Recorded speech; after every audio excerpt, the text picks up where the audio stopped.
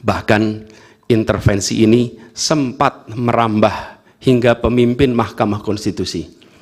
Ketika pemimpin Mahkamah Konstitusi yang seharusnya berperan sebagai jenderal benteng pertahanan terakhir menegakkan prinsip-prinsip demokrasi terancam oleh intervensi, maka pondasi negara kita, pondasi demokrasi kita berada dalam bahaya yang nyata.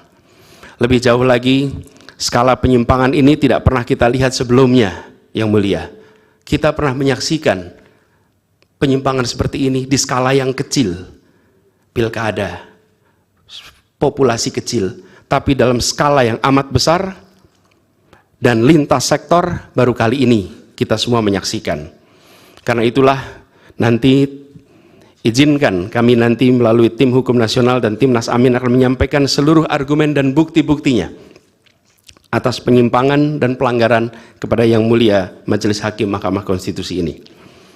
Kami, waktunya 2 menit lagi. Yang Mulia Hakim Mahkamah Konstitusi yang kami hormati, kami muliakan. Apa yang kita saksikan ini bukanlah peristiwa biasa. Ini adalah titik klimaks dari sebuah proses yang panjang. Penggerogotan atas demokrasi, di mana praktek-praktek intervensi dan ketaatan pada tata kelola pemerintahan secara pelan-pelan tergerus.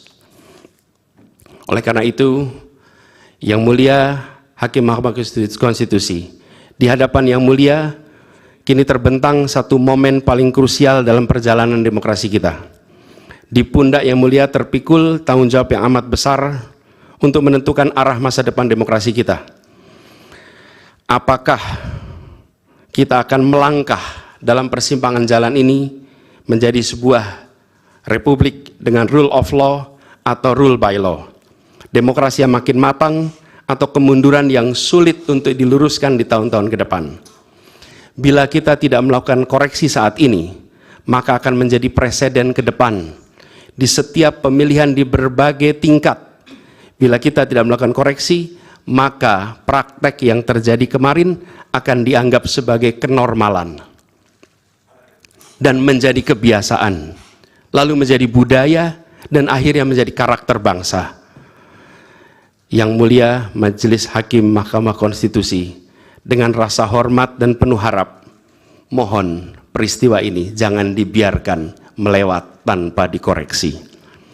Rakyat Indonesia menunggu dengan penuh perhatian, dan kami titipkan semua ini kepada Mahkamah Konstitusi yang berani, independen, untuk menegakkan keadilan dengan penuh pertimbangan.